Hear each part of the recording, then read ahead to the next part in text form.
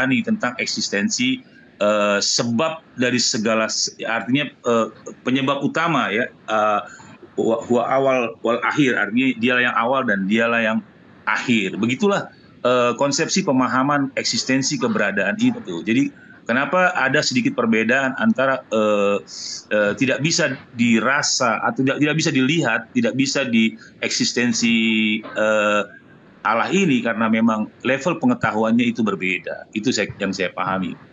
Demikian Pak Ben ya. Luar biasa ya masukan Anda. Tapi saya melihat di sana itu masih di dalam narasi abstrak ya. Saya kalau Kristen itu adalah jelas itu Allah yang adalah roh itu ya, sesuai tadi di dalam 2 Korintus 3 ayat 17, Yohanes 4 ayat 24 itu Allah yang adalah roh itu ya berinkarnasi menjadi manusia ya. Dia lahir melalui rahim Maria oleh roh yang sama. 9 bulan 10 hari Maria itu mengandung dan melahirkan seorang yang namanya manusia Yesus. Dan di dalam kemanusiaan yang disebut inkarnasi, dia berkenosis, mengosongkan dirinya, sehingga rahim bumi ini sanggup membuat dia, dan juga rahim daripada Maria itu sanggup membuat dia di dalam bahasa kenosis itu. Sebabnya dikatakan dalam Ibrani 2 ayat yang ke-7, dalam waktu yang singkat selama 33,5 tahun itu, dia dibuat lebih rendah dari malaikat. Jadi maksud saya ingin tadi suatu narasi jawaban secara absolut. Zat itu kira-kira apa? Kata zat ini kan banyak, ada zat padat, ada zat asam, ada zat lain sebagainya. Saya pingin ini penjelasan dari Gurunda ini, karena ada di sini ada Gurunda, 2 Gurunda ini. Yang di bawah Anda itu juga Gurunda. Silakan Bang Juma. Di sini kita diskusi ya, sahabatku ya. Silakan. Ya, silakan sahabat. Baik. Bismillahirrahmanirrahim. Assalamualaikum warahmatullahi wabarakatuh, dan semangat sore buat teman-teman Kristen dimanapun berada. Ya. Ini pertanyaan yang sangat baik tentang zat. Jadi zat yang disandarkan kepada Allah itu adalah bahasa Arab, bukan bahasa kita, bahasa Indonesia. Bukan set at, tapi zat. Zat artinya hakikat. Jadi kalau dikatakan zat artinya hakikat. Oke, hakikat. Ya. Jadi kalau dikatakan zatullah, berarti itu adalah berbicara mengenai hakikat Allah, berbicara mengenai pribadi Allah. Nah, bagaimana dengan hakikat Allah? Bagaimana dengan pribadi Allah ini? Pribadi Allah itu dia wujud, ada. Wujud itu bahasa Arab artinya ada. Nah, hakikatnya kemudian diterangkan, laisa kamitslihi syai'. Tidak ada yang serupa dengan dirinya. Itu banyak diceritakan di kitabnya para nabi. Nah, kemudian esensi daripada hakikat Allah ini diuraikan di dalam Al-Qur'anul Karim, surah Al-Ikhlas. Diterangkan di sana, bismillahirrahmanirrahim, qul huwallahu ahad. Katakanlah ya Muhammad, hakikat Allah itu esa. Allahus samad. Allah itu hakikatnya adalah tempat meminta segala sesuatu. Lam yalid wa lam yulad. Hakikat Allah itu tidak beranak dan tidak diperanakkan. Walam yakul lahu kufuwan ahad. Dan hakikat Allah itu tidak ada sesuatu yang setara dengan dia. Gak ada yang kembar, gak ada yang setara, gak ada yang sama, gak ada duanya, gak ada kembarnya. Ya, jadi itulah yang diceritakan di dalam Al-Quran. Hakikat Allah adalah Allah itu berdiri sendiri tanpa ada kemudian sekutu, ada Tuhan-Tuhan lain atau apapun ceritanya. Jadi zat Allah artinya hakikat Allah. Hakikat Allah itu tidak bisa digambarkan seperti makhluk. Itu diterangkan di dalam kitabnya orang Yahudi. Sama, karena kami juga menyembah esensi yang sama. Para nabi memperkenalkan Tuhan yang sama. Karena sejatinya Tuhan yang menciptakan teman-teman Kristen dan Tuhan yang disembah oleh umat Islam itu, yang menciptakan umat Islam itu adalah sama. Tuhan kita itu cuma satu. Yang membedakan kemudian adalah agama kita kemudian menjadikan Tuhan-Tuhan selain daripada yang diajarkan oleh para nabi. Nah, contoh misalnya di dalam Gurunda Juma, saya potong Anda. Ya, ini silakan. Sudah ada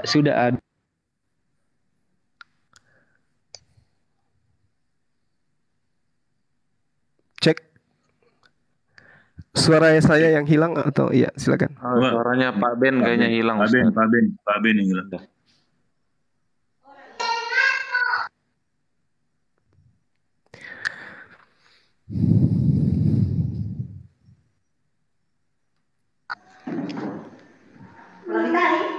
Ya, silakan Pak Pastor.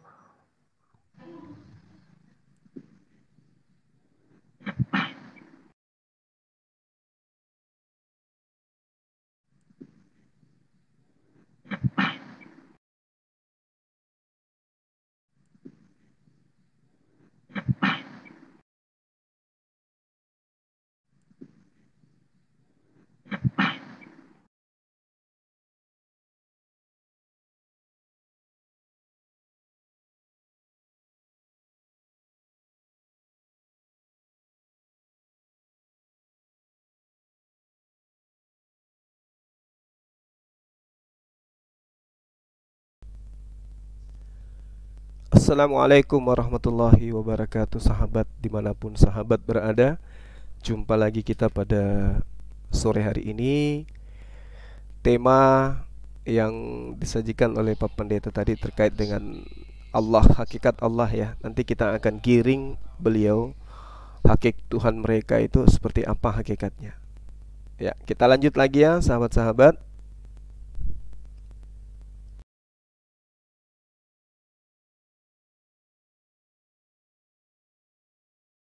Ya, request lagi sahabat-sahabatku. Ya. Tiba-tiba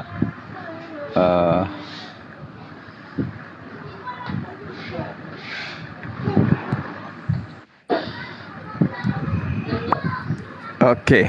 Lanjut Pak Pendeta, Pak ya, Pastor. oke. Sebentar, Gurunda Juma, laiku Juma. Baik. Ya. Kemarin kita berdoa bagi Anda, ya. Karena memang mungkin faktor fluktuasi panasnya suhu daripada perdebatan ini ya di dalam khususnya bertiktok ria ini, dan kita memang secara pribadi ada saya tidak katakan Anda di dalamnya, tapi kalau Anda merasa di dalamnya boleh juga. Penghujat akut begitu ya. Kita berdoa supaya Laya Juma ini boleh Tuhan jamah kelak menjadi seorang penginjil yang diurapi Tuhan, yang diberkati Tuhan. Karena apa? Yesus yang bilang, ya bukan kamu yang memilih aku, tapi aku yang memilih kamu. Ya, jadi begini sahabat. Jadi tentang Said Agil pernah katakan, kalau saya juga salah mohon dikoreksi, Allah itu tidak bisa dibuktikan ada. Di mana Allah bisa dibuktikan ada? Jadi Anda bilang tadi eksistensi daripada Allah itu ya adalah ada. Keberadaan zat itu adalah ada. Itu adalah suatu wujud. Tetapi suatu paparan yang Anda sampaikan itu lebih mengarah kepada sifatnya. Sifat daripada Allah itu. Kalau Kristen itu kan dia punya Allah bukan lagi suatu konsep, bukan lagi suatu ide, bukan lagi suatu angan-angan. Allah yang pernah nujul menjadi daging di dalam diri Yesus. Ya, dia lahir lewat rahim Maria selama 33 tahun dia berkenosis menjadi manusia. After before dia disalib, dia sama mulianya, nggak ada bedanya. Cuma ketika dia sebelum disalib, dia berkenosis mengosongkan diri. Itu kan jelas. Jadi itu fakta historil gitu sahabatku Juma. Yang kami mau tadi coba saya elaborasi, Anda bisa elaborasi nanti hubungannya dengan Said Agil yang berkata bahwa Allah itu di mana bisa dibuktikan Allah itu ada. Silakan sahabat, monggo. Iya, baik. Jadi tidak ada yang keliru dengan pernyataan itu. Kenapa? Karena memang manusia tidak mampu melihat Tuhan itu. Nggak ada manusia yang mampu melihat Tuhan. Terkecuali kita ingin kemudian membelakangi data-data yang ada di dalam kitab-kitab terdahulu. Di Islam udah jelas laisa kamitslihi syai'. Dan itu tidak ada tawar-menawar. Jadi kalau Anda mengatakan, ada yang mengatakan Tuhan itu bisa dilihat, Tuhan itu bisa diraba, itu saya rasa mohon maaf kalau saya dikatakan sebagai penghujat. Saya katakan ya justru kelompok inilah yang kemudian menghujat Tuhan. Ya. 2 Tawarik 6 nomor 18, 2 Tawarik 1 Raja-Raja 8 nomor 27 jelas dikatakan Tuhan tidak akan mungkin turun ke bumi. Jadi kalau ada yang turun ke bumi, tanya dia. Tidak usah bawa Alkitab, Pak. Cuma Pak, Anda jangan tidak paham konteks ayat. jangan dipotong dulu Napiri. Beliau Anda adalah bantah aja nanti. Anda ya, bantah aja nanti. beliau adalah tamu. Siapapun yang naik di room ini Iya. kita tetap hargai. Soal begini teman-teman, berdialog itu keniscayaan. Kalau istilah orang Israel bergemarah. Tapi saya ingin sampaikan sebelum dialog dan diskusi ini berlanjut, ingat, terminologi Islam dengan Kristen itu berbeda cara sudut pandang. Ini harus dijelas dulu. Saya pernah bilang kepada teman-teman, berkali-kali saya sampaikan, ketika kita tidak menemukan filosofi Monas itu didirikan, apa itu? Apa itu Monas? Monumen Nasional didirikan. Apa tujuan founding father itu mendirikan? Selama kita tidak mengerti, kita nanti akan bernarasi. Ada orang yang bilang narasinya itu adalah suatu menara pengintai, itu adalah tiang bendera raksasa. Tetapi yang jelas sahabatku, Monas itu adalah alu dan lumpang. Itu filosofi yang ada di dalam itu. Dan latarnya itu adalah ibarat lautan. Indonesia ini berjaya di dalam agraria dan maritim itu. Kita kaya di situ. Jadi selama kita tidak memahami filosofi apa yang ada, sudut pandang kita tidak sama di sana, kita akan berdebat. Makanya saya bilang, sudut pandang Islam dan Kristen itu berbeda. Yang bisa kita lakukan di sini bukanlah siapa yang benar, siapa yang salah, siapa yang paling benar, siapa. Kita tampung, ya, kita dengar, kita ketahui. Mengetahui belum tentu meyakini. Begitu teman-teman. Jadi nggak usah dulu dibantah. Ingin kita sampaikan di sini bahwa begini loh, sudut pandang saudara kita Muslimu tentang Tuhan begini, Kristen itu begini. Begitu kawan-kawanku. Monggo lanjutkan kembali Gurunda. Baik. Ini saudara Nefiri, Anda baca 2 Korintus 4 nomor 18 bahwa yang kekal itu tak kelihatan. Semua yang kelihatan itu adalah fana, pasti punya batas waktu. 2 Korintus berapa itu sahabat? 2 Korintus 4 nomor 18. Ya, bagus Pak Pastor mau bertanya. Jadi ketika berbicara mengenai Tuhan pencipta langit dan bumi, jelas sekali pencipta ini bukan dia tidak ada oleh karena dia tidak menyatakan diri sebagai makhluk. Ya. Inilah derajat iman. Iman itu mempercayai, meyakini tanpa meski dilihat kita percaya. Itu iman. Kalau dia dilihat, dirasakan, diraba, itu taraf percaya. Saya percaya ini adalah baju karena lihat. Gurunda sebentar Gurunda, laiku yang baik hati. Sebab kami tidak memperhatikan yang kelihatan, melainkan yang tak kelihatan, karena kelihatan adalah sementara. Sedangkan yang tak kelihatan adalah kekal. Ya, jadi di sini berbicara tentang eksistensi kekal yang tidak terlihat itu, yang adalah roh itu. Bukan berarti yang tidak kelihatan itu bukan tidak ada. Tadi narasi Anda di awal seperti itu. Lanjut sahabatku. Oke, baik. Jadi ini sudah sangat jelas kecuali didefinisikan dengan makna yang ada gitu, yang sesuai dengan definisi yang kita inginkan. Tapi yang terjadi kemudian di dalam tulisan 2 Korintus itu, yang tak nampak itulah yang kekal.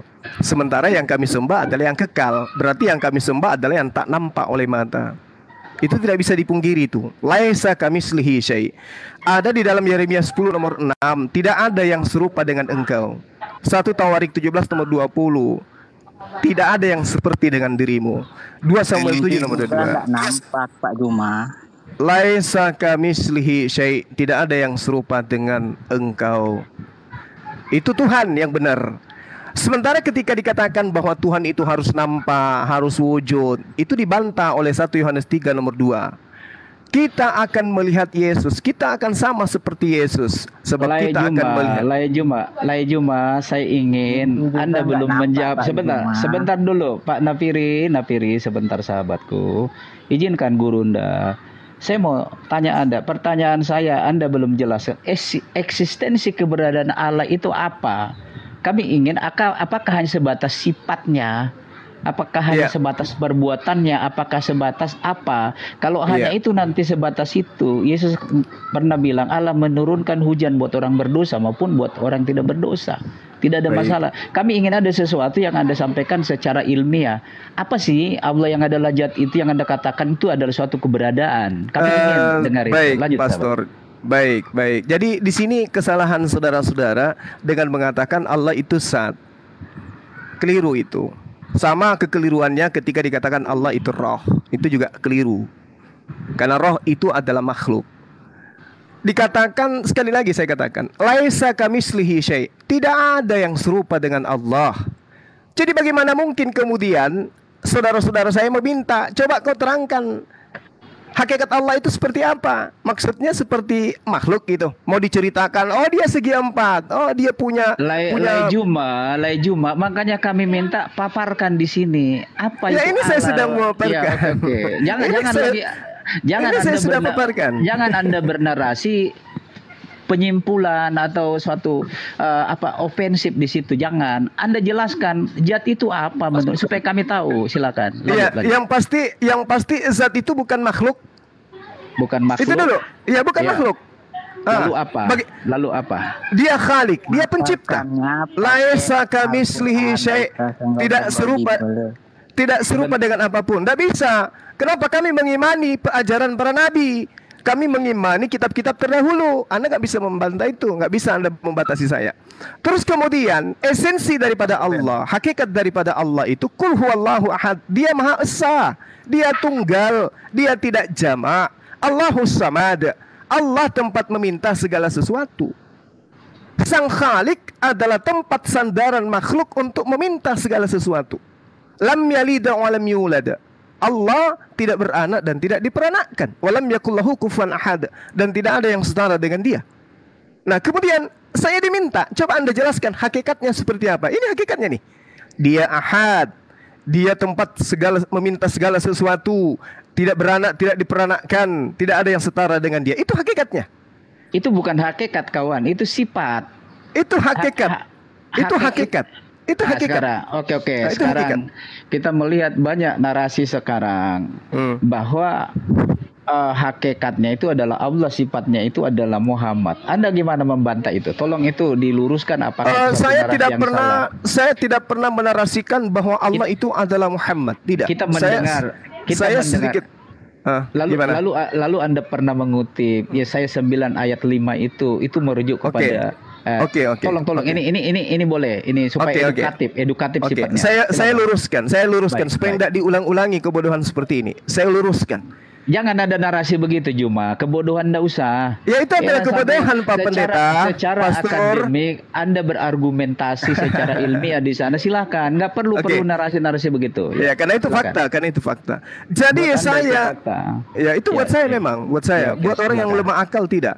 Jadi saya 9 nomor 6 itu saya katakan, kalau itu dipaksakan untuk Yesus, itu enggak mungkin, enggak cocok, enggak pas. Itu untuk Hesgia.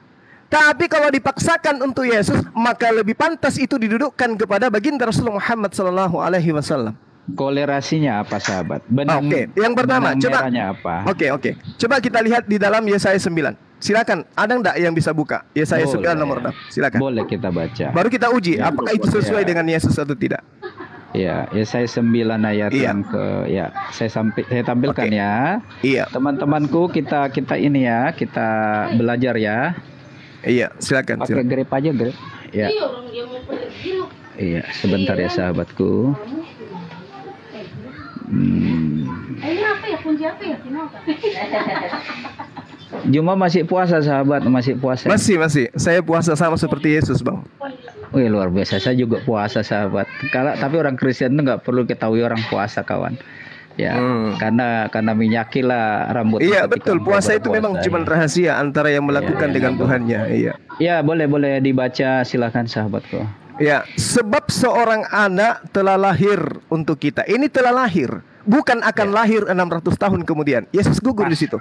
Pasten itu maksud Anda ya? Ya, itu Yesus gugur di sana. Termasuk Muhammad juga belum lahir di Yes, situ. termasuk beliau. Makanya saya katakan kalau itu dipaksakan untuk Yesus, maka Iya. lebih pantas beliau. Next on. Oke, lalu dikatakan lambang pemerintahan ada di atas bahunya. Pemerintahan apa yang dipimpin oleh Yesus? Ya, dia disebut Mesias Israel. Saya Pemimpin tanya, Israel. saya tanya, lambang Ini pemerintahan apa? lanjut aja dulu dibaca. Gak bisa kan? Lanjut Ah, dibaca. Rasul Ya, ini Muhammad Sallallahu Alaihi Wasallam lambang Juma, pemerintahannya itu adalah Al-Quranul Karim. Islam. Ya. Ini dibaca selanjutnya di Sabar bang, selanjutnya ini kan saya diurai dulu bang. Lambang pemerintahan ada di atas bahunya. Enggak dibaca Islam. dulu semua, dibaca dulu kelar baru Anda narasikan. Jangan takut, gitu. jangan takut bang. Jangan takut, Enggak. jangan takut, jangan takut. Don't worry, brother. Saya akan habiskan ini I satu-satu. believe you.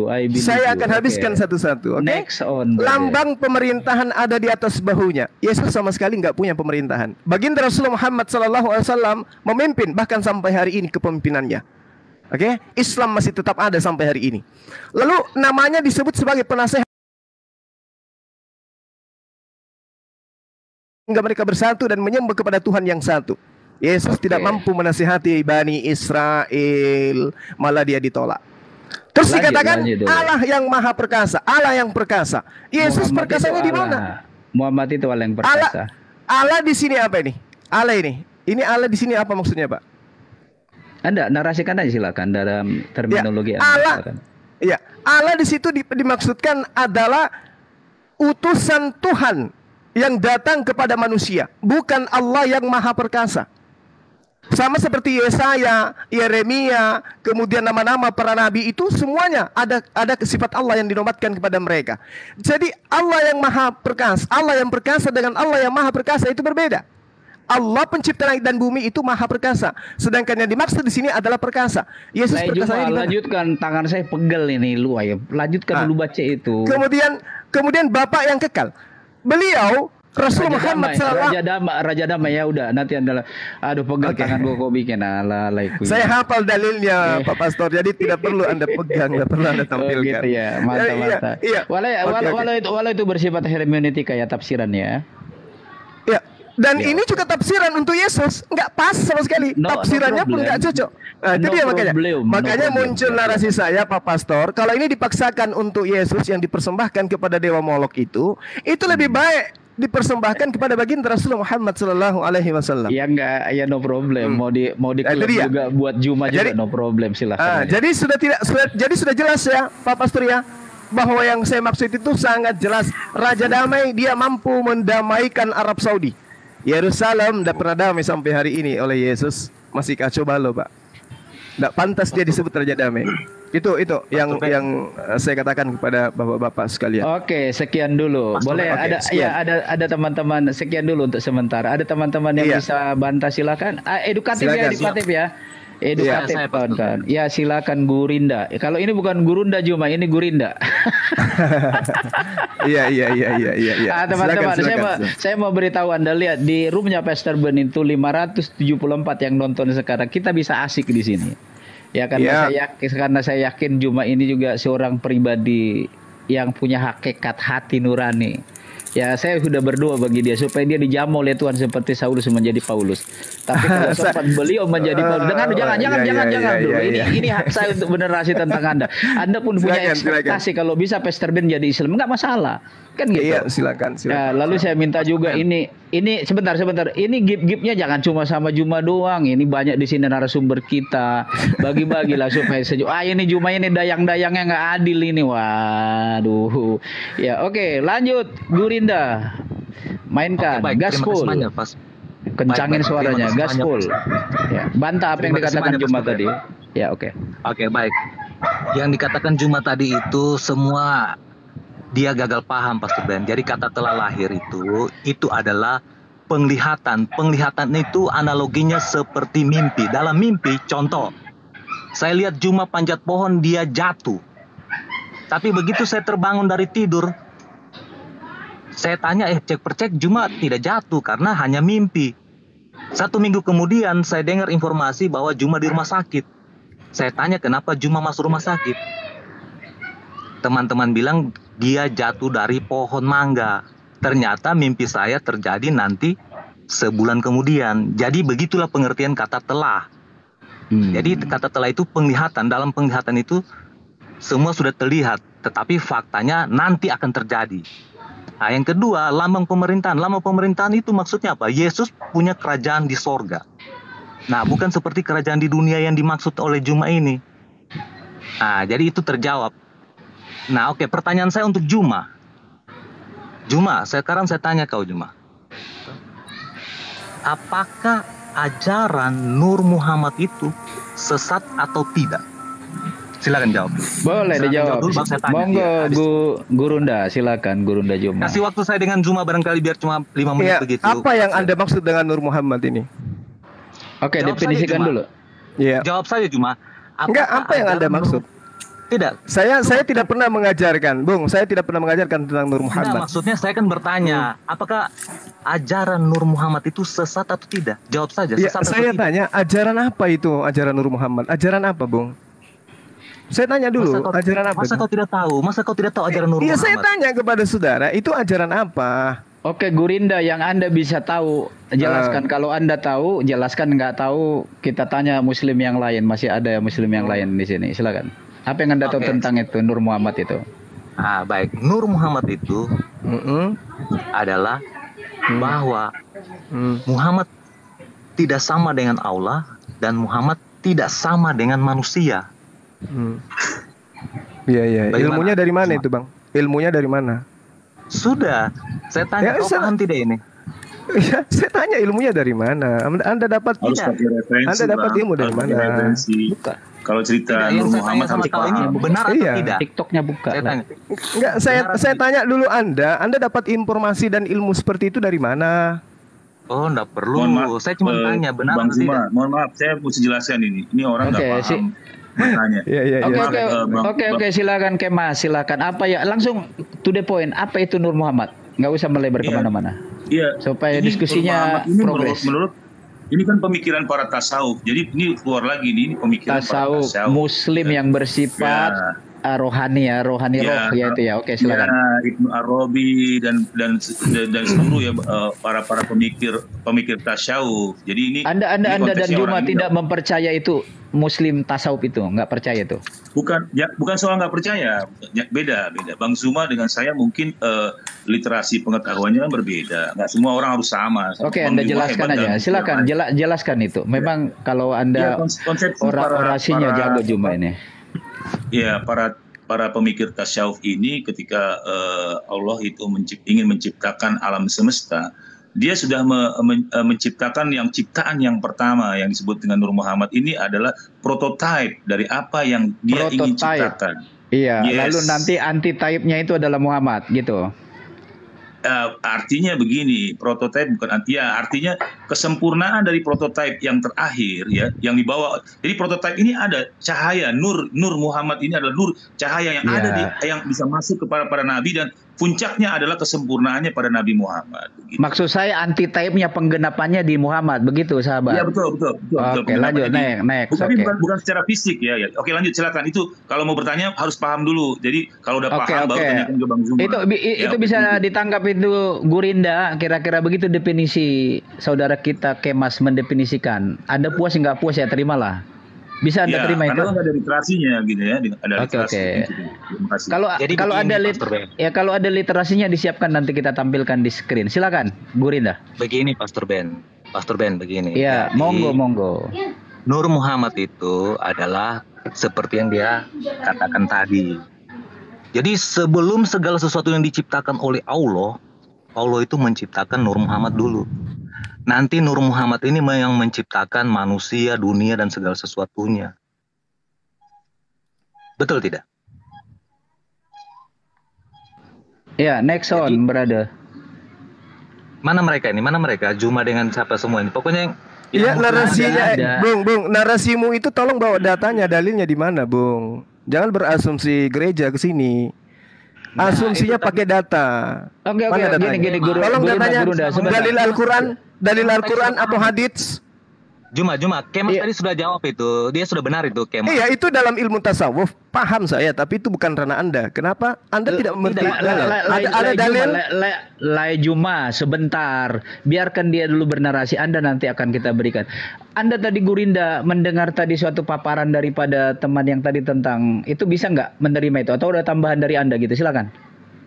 Itu sudah tadi saya tanyakan kepada mereka, Pastor Ben. Itu kan ajaran di tasawufnya mereka. Jadi saya tanyakan apakah ajaran itu sesat atau tidak. Mereka nggak bisa Oke, menjawab, oke. Pastor Ben. Oke, Bu, jangan Jawab dibilang saja. nggak bisa. Kita tanya Juma sekarang. Silakan Juma. Iya. Anda apa Apakah ajaran Anda apa itu yang Anda sesat atau katakan tidak? itu? Iya. Saya kalau membahas Islam, saya harus ada data. Kalau cuma asumsi mimbar seperti itu, saya nggak bisa.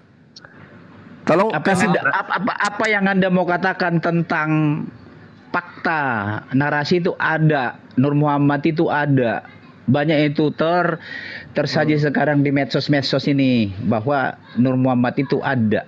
Tadi disampaikan walaupun itu dari suatu hermeneutika tafsir tasawuf ya Islam yang bersifat rohani ya, saya bilang nanti mistik itu kurang pas itu ya, dan mereka meyakini itu.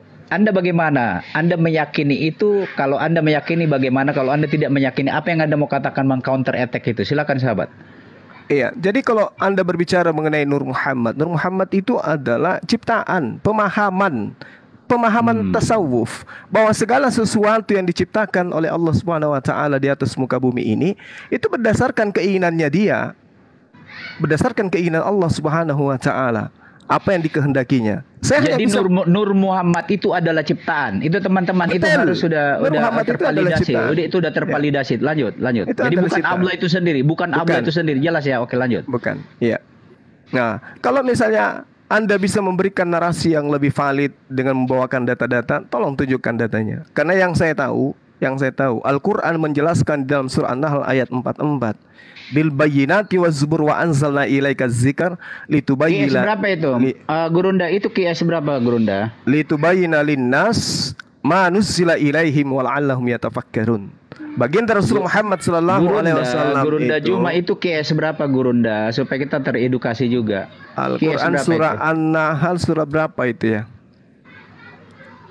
Saya nggak hafal kalau nomor-nomor surat. Saya hanya tahu namanya apa itu? Surah An-Nahl. An-Nahl berapa sahabat? An-Nahl 44. Bahwa baginda Rasul Muhammad sallallahu alaihi wasallam itu diutus untuk menjelaskan apa yang harus terjadi, apa yang harus manusia lakukan di atas muka bumi ini. Manuzila ilaihim. Jadi kawan-kawan, hari ini, sore ini, Gurundamu Zuma berhadapan dengan Gurinda. Dia tidak mampu menjawab apakah ajaran Nur Muhammad. Bentar, jangan ada narasi begitu. Jangan ada kata-kata. Bukannya saya tadi menjawab, Bung. Ya Dan ini pertanyaannya. Saya akan balik nanya kepada Anda sebentar habis ini. Halo. Saya tampilkan data dulu. Ya, dari apa yang disampaikan Gus, supaya kita jangan burung beo ya. Kalau burung beo nih ada data kan saya punya data. Nah ini si Gurinda ada nggak datanya? Sebentar nanti kita minta ya sebenarnya narasi data saya ada ya silakan ini surah apa ayat berapa? Surat sebentar. An-Nahl 103. An-Nahl ini dulu kita selesaikan sahabat. An-Nahl 103. Gurunda Juma. An-Nahl ayat 44. Mereka permisi ya teman-teman muslim ya, baca walau ini di dalam Latinnya. Mereka kami utus dengan membawa keterangan-keterangan, mujizat dan kitab-kitab, dan kami turunkan az-zikir ya dalam kurung Al-Qur'an. Ini narasi Anda tadi. Apa yang Anda mau katakan tentang ini? Betul. Jadi Rasulullah Muhammad sallallahu alaihi wasallam itu diutus kepada seluruh umat manusia untuk menjelaskan. Saya belum selesai kawan ya. Kepadamu agar engkau menerangkan kepada manusia apa yang telah diturunkan kepada mereka dan agar mereka memikirkan. Oke, lanjut sahabat. Iya. Jadi kedatangan Rasulullah Muhammad SAW itu adalah menjelaskan kepada manusia seluruhnya, bukan hanya kepada Bani Ismail. Ya, tapi kepada seluruh umat manusia apa yang kemudian ingin diajarkan Allah kepada manusia tersebut, apa yang Allah inginkan agar manusia itu lakukan, diajarkan kemudian melalui baginda Rasulullah Muhammad sallallahu alaihi wasallam. Nah, sekarang coba kita adu datanya, kita jelaskan tunjukkan datanya tadi si Gurinda ini di Al-Qur'an surah berapa? Oke, silakan Gurinda, saya berikan waktu. Apa tadi dalil Anda apa tadi? Surat An-Nahl 103. Apa itu surah An-Nahl? Apa yang jelas ngomongnya, Pak? Kalau enggak An-Nahl 103. Surah An-Nahl. Enggak ada surah An-Nahl. Tuduhan kalau bisa QS aja, QS berapa itu? QS berapa? Kalau An-Nahl 103. An-Nahl 103. Ana 103. Itu sudah dijawab sendiri ayat itu, Bung. Wahazal lisanu arabiyyum mubin. Padahal Al-Quran itu adalah bahasa Arab yang jelas. Sudah dijawab ayat itu sendiri. Ini tuduhan orang-orang kafir. Kalau surah An-Nahl ayat 103. Oke? Nah, saya boleh bertanya nggak satu pertanyaan kepada Gurinda atau kepada Boleh, seluruh silakan. Kristen? Jangan cuma satu. Satu aja, Banyak satu juga aja. enggak apa-apa, Gurinda. Satu aja, satu aja. Banyak-banyak enggak apa-apa. Oke, silakan. Sebentar dulu, Gurinda, apa yang Anda mau maksud dengan tadi An-Nahl 103 itu? Apa mau Anda narasikan di situ? Jangan langsung harus kita tuntas. Dia ingin mempraktekkan kembali orang-orang kafir yang ada pada masa itu. Pastor Ya. Ben, minta maaf saya Pastor Ben. Ini kalau saya cerita betul, saya bongkar habis ini. Wah, Saya bisa ditangkap Pastor Ben. Bisa ditangkap. silakan, tidak apa-apa. Saya yang tanggung jawab. Saya yang tanggung jawab. Saya tanggung jawab. Saya tanggung jawab. Udah, Atas nama Zulkifli 15, saya yang akan menghadapi siapapun yang akan menangkap Anda. Santai. Tapi Anda jelaskan ini apa maksudnya nih? Kita tampilkan dulu An-Nahl 103. Oke. Ya. Dan sesungguhnya, permisi ya teman-teman muslim ya, saya bacakan ya. Dan sesungguhnya kami mengetahui bahwa mereka berkata sesungguhnya Al-Quran itu hanyalah diajarkan oleh seorang manusia kepadanya dalam kurung Muhammad. Ya, substansinya di sini hanya diajarkan seorang manusia bahwa sebentar. Ya. Oke, kepadanya bentar. Kepadanya adalah bahasa ajam. Padahal ini Al-Qur'an adalah dalam bahasa Arab yang jelas. Silakan Anda narasikan di sini apa maksud Anda di sini. Silakan. Sudahlah, Bang Zuma. Kau tanyalah saya. Iya, coba Anda narasikan itu. Justru Anda akan menyembunyikan kebenaran ketika Anda. Tuduhan siapa? Tuduhan yang di Ana 103 itu, toh. Tuduhan siapa? Itu tuduhan itu belajar kepada orang ajam itu. Nah, terus siapa yang menuduh? Ajaran Nur Muhammad ini adalah ini sama dengan ajaran dari Triteos. Apa hubungannya dengan An-Najm yang An-Nahl yang Anda bawa? An-Najm itu adalah dia adalah orang Nasrani. Jadi dia non Arab. Jadi dia adalah beragama Nasrani. Oh, di mana itu Anda dapatkan ilmunya? Ya, namanya itu adalah Jabar. Wah. Namanya itu Jabar. Jadi Jabar Di mana? itu agamanya Nasrani. Saya bisa murtad ini, Bos. boleh kalau mau murtad di sini langsung saya Dari mana ilmunya itu? Cuma nanti kau belajarlah lebih dalam lagi. Nanti kau cari sendiri lah. Gitu ya. Oke. Saya ajarin samamu ya. Ya Gurinda. Sabar, saya punya hak jawab. Bang Juma dengan Gurinda. Oh, mau dijawab dulu, silakan sahabat. Iya dong. Ya, Jadi Al-Qur'an surah yang Anda bawa itu jelas diterangkan oleh Al-Qur'an dan Allah Subhanahu wa taala yang menjawabnya. Ma dalla sahibukum wa ma gawa. Muhammad itu tidak sesat dan tidak pula keliru. Wa ma zantiku anil hawa, dan tidaklah yang diucapkan Al-Qur'an itu menurut keinginannya. In huwa illa wahyu yuha. Tidak lain Al-Qur'an itu adalah wahyu yang diwahyukan kepadanya. Dijawab sendiri oleh Al-Qur'an. Bang Juma, tolong Anda bantai ini supaya ini tidak menjadi sebuah sebenarnya dan sesungguhnya kami mengetahui bahwa mereka berkata sesungguhnya Al-Qur'an itu hanyalah diajarkan oleh seorang manusia kepada Muhammad. Bahasa orang yang mereka tuduhkan bahwa Muhammad belajar kepadanya ini suatu misteri adalah bahasa ajam. Padahal ini dalam kurung Al-Quran adalah dalam bahasa Arab yang jelas. Oke, Anda jelaskan terjawab ini. Ya, boleh ini Anda sudah jelaskan terjawab ini. Supaya Pastor, ini silakan. sudah terjawab.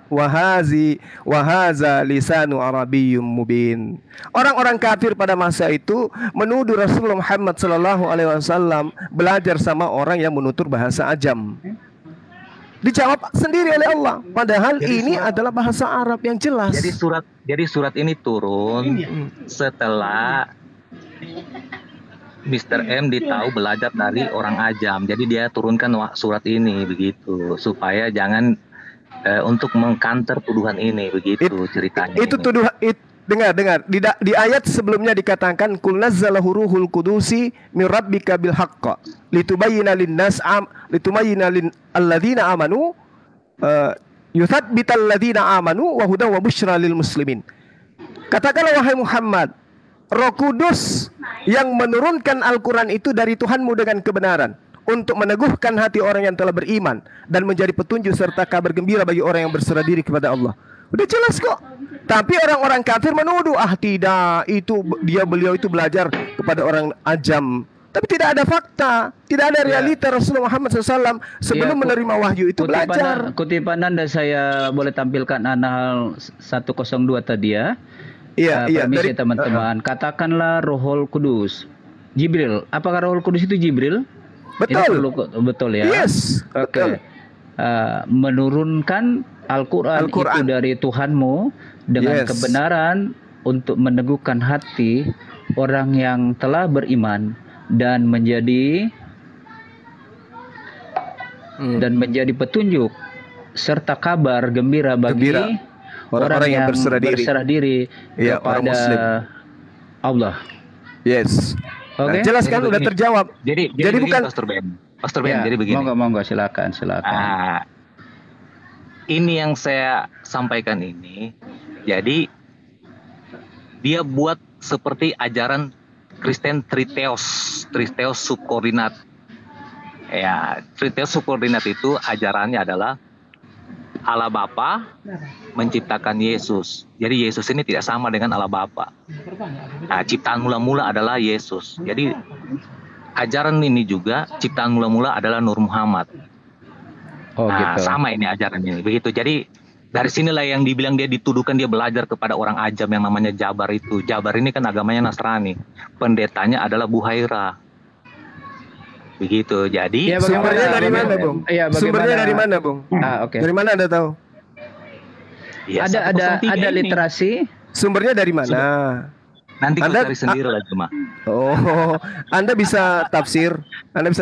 Oke. Kita berikan kesempatan kepada yang lain. Oke, giliran saya bertanya, Pak Pastor. Enggak, yang lain kita kasih kesempatan dong, Juma. Anda udah dapat proporsi. Untung Anda dilindungi ya. Untung Anda dilindungi dengan dari Pastor. Kalau tidak, sabar. muntah darah Anda. Enggak usah ada narasi begitu, supaya kita edukatif. Dia terlalu sombong soalnya Pak Pastor. Dia enggak bisa baca Quran tapi sok tahu dia. Iya. Ya, cocok lah namanya Gurinda. Cocok, pas. Oke, silakan sahabatku. 3 juta ini apa? 3 juta. Montri apa itu? Pastor, Shalom Haferim. Teman-teman Shalom semua. Haferim. Ini apa ini? Anda jelas dulu gendernya ini. Apakah Anda Muslim, Kristen, apakah Mesianik atau apa ini? Harus jelas nih. Saya tidak Kristen dan tidak Islam. Terus Anda mau apa nih? Karena membacakan kitab kami Yahudi tadi, Yeshayahu, maka saya sangat tertarik untuk Anda boleh ajankan Shema Israel Adonai itu. Silakan, monggo sahabat. Kita ingin pronunciation silakan, yang More Billy lanjut. Silakan. Shema Israel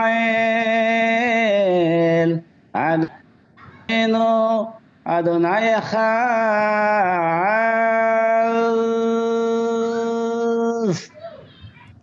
Baru luar biasa. Waduh, merinding bulu kudus saya. Itu pronunciation yang benar itu, saudara. Kalau saya menyebutkan mungkin enggak Shema Israel Adonai Eloheinu Adonai Echad. Paling saya begitu, tapi dengar beliau tadi luar biasa. Lanjut, apa yang Anda mau katakan? Ya. Tapi harus ada hubungannya dengan apa yang kita bahas. Oke. Ya. Jadi kalau Yesus bukan sekali, Tuhan. Ya, oke, silakan. Menarik sekali membahas tentang Yesaya 9 ya. Ini ada orang yang punya barang di sini. Silakan. Ya. Jadi saya akan buka kamera, open cam. Oke. Sebentar. Ini Anda Mesianik kah atau apa? Agama Yahudi atau apa? Silakan sahabat. Saya Yahudi. Agama Yahudi. Saya murid Rabbi Tovia Singer. Kalau pernah tahu Rabbi Tovia Singer itu guru saya. Anda agama Yahudi, itu saja ya? Iya. Oke. Wih, mantap itu. Keluar dia semua ini. Ya, saya senang Ya. begini. Ini edukasi kawan-kawan ya. Kalau ada orang berdata begini, ada narasi, ada literasi, wah ini buat saya. Terima kasih buat kehadiran teman-teman. Semua More yang Billy, hadir di sini. More Billy, More, habis ini Ya, saya ya. dikasih kesempatan untuk bertanya satu sama Gurinda ini. Ya. Boleh, boleh. Iya, Jangan dia host Oke. yang itu yang punya gimana Nggak, sih? jangan sampai Gurinda lari gitu loh, Pak Pastor. Udah saya ikat kakinya, udah saya ikat Oke, kakinya. oke. Kalau dia Baik, sempat macam-macam nggak saya kasih naik lagi di room ini, silakan. Ya. Juma, stres Ya. Juma. Oke, monggo. Oke, di sini berbunyi ki yelet yulat lanu bin nitan lanu. Fataiha misrah al shikmo faikra shemo peleyo ets el gibor aviat syar shalom. Oke, Syar yang shalom. artinya yang artinya for a child has been born, seorang anak telah lahir, karena yulat itu adalah past tense. Jadi anaknya Yulat sudah lahir. past tense. Iya, Ya, past tense. yang telah lahir. Ya, oke. Telah lahir. Past tense. Seorang anak telah lahir, bagi kita seorang anak laki-laki has been given to us, telah diberikan kepada kita. Lambang kerajaan atau the dominion will rest on his shoulder, ada di bahunya. The wondrous advisor, sang penasihat ajaib, yaitu Tuhan sendiri. El Gibor atau Tuhan Allah yang perkasa, Tuhan sendiri. Aviat, Bapa yang kekal. Called, Eternal menyebut Father. siapa? Hizkia. Hizkia. Syar Shalom. Terima kasih. Jadi dalam kacamata pandangan Yahudi soal ini sudah jelas bahwa itu merujuk kepada Hizkia karena anaknya sudah lahir. Hizkia. Betul. Jadi begitu. Apakah Yesus itu mengenapi nubuat ini? Tidak, karena Yesus tidak pernah mempunyai lambang kerajaan. Kerajaannya pun tidak ada sampai sekarang. Kalau dia di surga, silakan dia berkerajaan di surga. Baik, Tapi ini Anda mau katakan bahwa itu tidak merujuk kepada Yesus yang dalam Sama sekali terminologi tidak. Kristen adalah Mesias, dan itu juga tidak merujuk kepada Muhammad. Anda mau katakan itu? tidak. Jelas tidak? Tidak. Tidak, kedua-duanya. Iya. Yes. Pastor Ben. Ya, silakan. Enggak, Jadi saya begini, biar kita lanjutkan dulu beliau. Ada yang Anda mau katakan lagi tentang ini supaya edukasi, jangan cuma sebatas Iya, itu. begini Pastor Ben. Jadi Enggak, saya sebentar jelaskan itu. Gurinda, sebentar dulu 3 juta ini biar beliau memberikan sebuah apa motivasi Anda berkata itu. Berarti dua-duanya ini yang di dalam pandangan agama Yahudi, Kristen dan Islam ini adalah goyim, dipandang seperti perempuan Kanaan yang Yesus pernah bilang. Gimana Anda? Ya, goim itu orang Israel juga disebut goy kadosh. Orang Yahudi disebut goy kadosh. Jadi goim itu bukanlah konotasi yang buruk sebenarnya. Itu hanyalah bangsa-bangsa di luar Israel disebut goim. Oke, bagaimana sebentar. Kami ingin, ini kan agama samawi dari Abraham munculnya. Anda mau berkata tentang Kristen dan Islam ini dalam sudut pandang agama Yahudi itu apa? Coba Anda terangkan di sini dengan sejujur-jujurnya supaya kita, karena di antara kami berdua ini Muslim ketika menuduh Kristen itu kafir, ya Kristen menuduh Muslim itu teroris, itu kan menyakitkan sekali, saling melukai, Pak.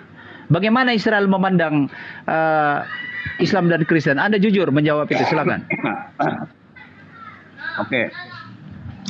Orang Yahudi memandang Kristen, memandang Islam, mereka menyembah Tuhannya Abraham, Ishak dan Yakub. Mereka menyembah Hashem menurut Yahudi. Kalau orang Kristen mereka tidak menyembah Hashem, mereka tidak menyembah Tuhannya Abraham, Ishak dan Yakub, tapi menyembah Yesus. Jadi itu dua hal yang berbeda.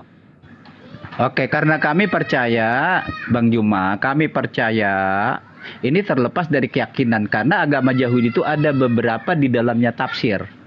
Ya, scholar Yahudi itu memiliki tafsir-tafsir tersendiri. Saya tidak mau perdalam di situ. Jadi Kristen percaya Yesus adalah inkarnasi Allah yang jadi manusia. Itu yang kami percayai. Itu sudut pandang kami. Hargai.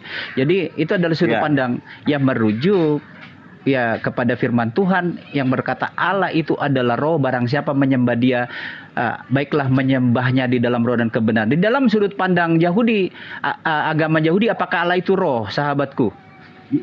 Enggak. Bukan, justru roh adalah ciptaan. Kita lihat ya. Di Oke, dalam oke, kitab kita para ingin nabi. edukasi di sini. Kita tidak mau di sini perdebatan.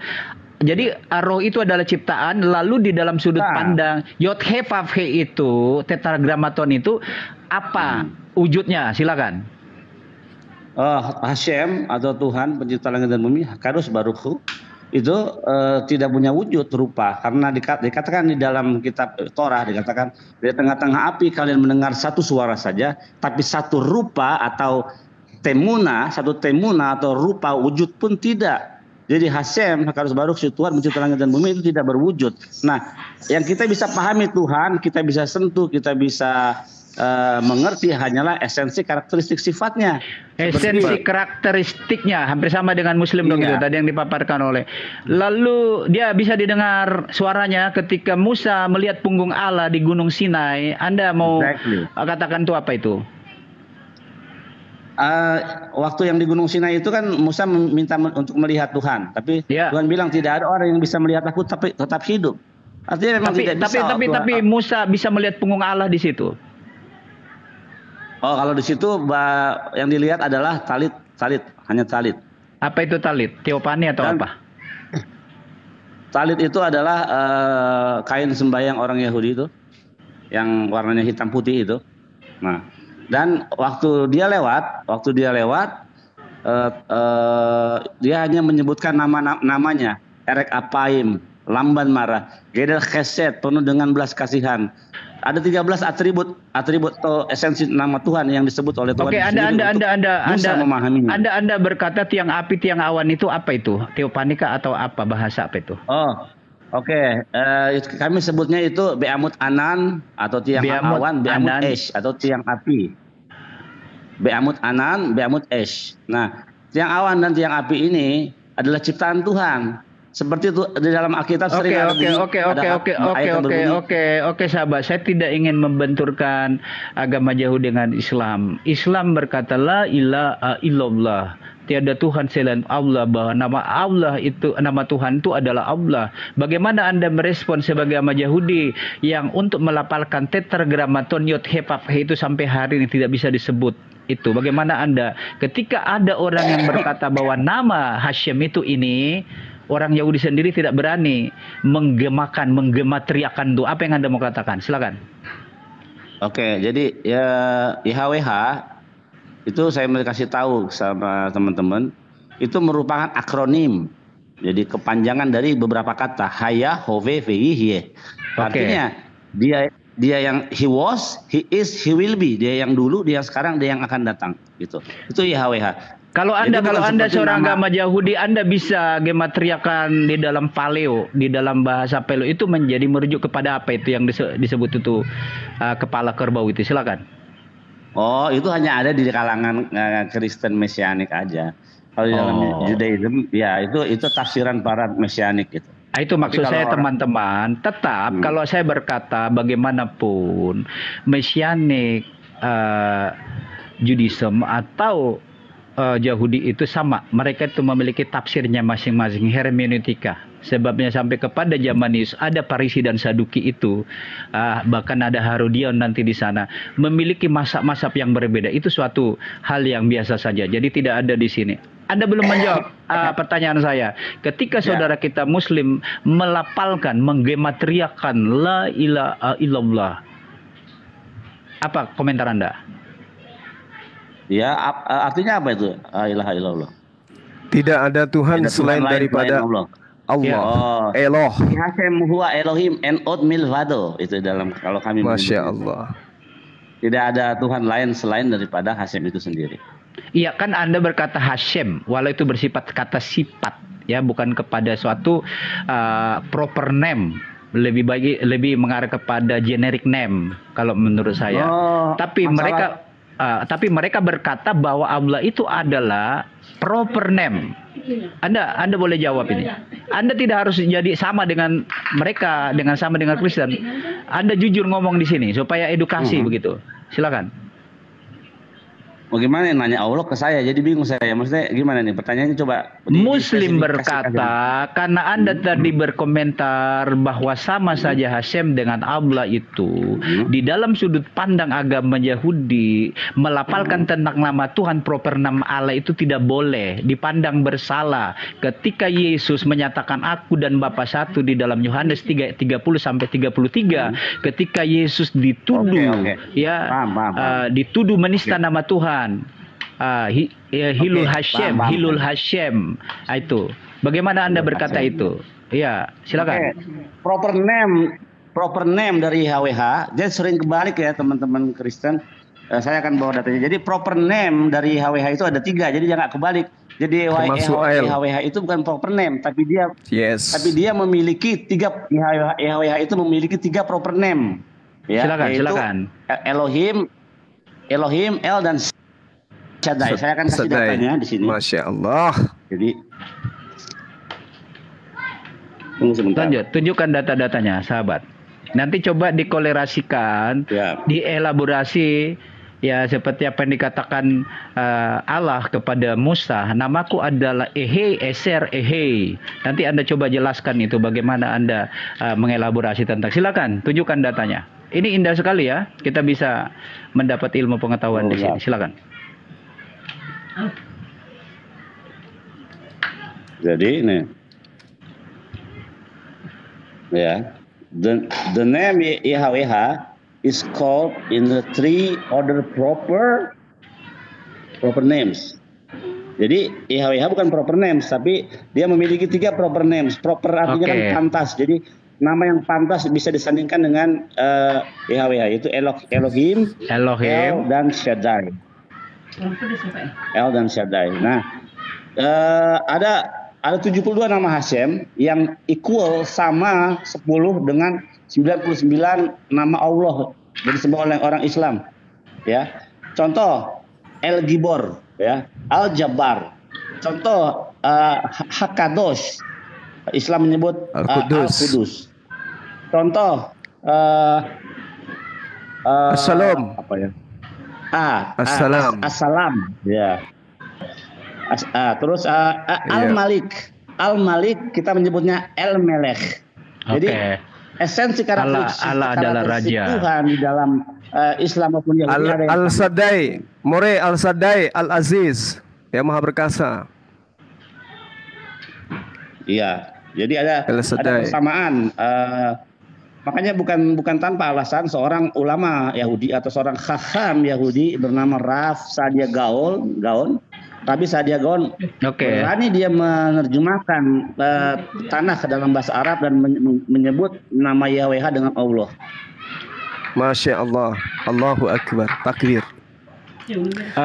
Tidak masalah Juma, jangan dulu langsung merasa sudah di atas angin. Oh enggak, belajar itu memang satu. Dan beliau berkata, Pastor Ben. Ya, oke, lanjut. Sudah mau lobet. Jadi kalau Zuma mau bertanya kepada saya, kasih waktu sekarang. HP sudah mau lobet. Oke, silakan. Salam NKRI ya, salam toleransi. Oke. Lanjut, silakan. Pertanyaan saya, di dalam pengajaran Yudaism Imamat 1 nomor 2 jelas dikatakan Dabber el Bani Israel. Ini kepada Bani Israel. Wa amarta. Coba Anda lapalkan sebentar lagi. Sabar dulu. Ini pastor dapar. Sebentar. Jadi pronunciation-nya harus jelasin dapar atau deper supaya jelas. Ada orang di sini. Dabber boleh, dabber. Ya, dalet.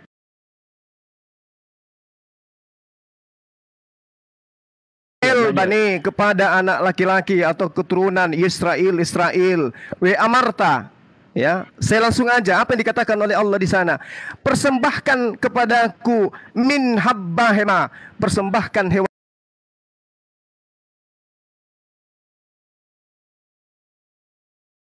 orang Israel, Bani Israel diajarkan mempersembahkan kurban itu dari hewan ternak. Pertanyaan saya kepada saudara Gurinda ini, ya, Tuhan mana yang minta persembahan darah manusia?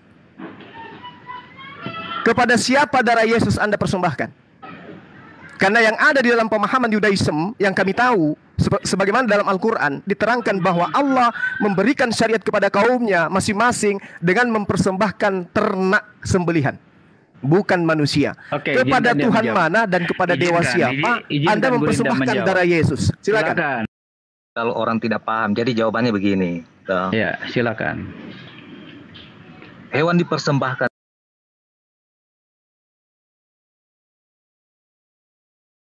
menghapus dosa, tetapi itu tidak bisa untuk menghapus dosa karena darah hewan. Suaranya udah kecil.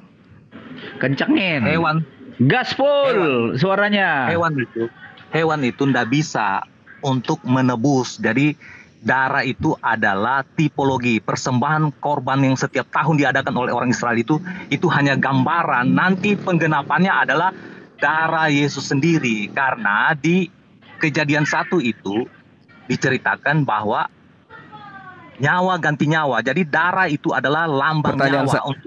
Pertanyaan saya jelas, interupsi dulu. Pertanyaan saya, darah Yesus itu, darah manusia itu dipersembahkan ke Tuhan yang mana? Karena yang ada di dalam pengajaran kami, yang minta darah manusia itu hanya dewa-dewa, seperti dewa Molok.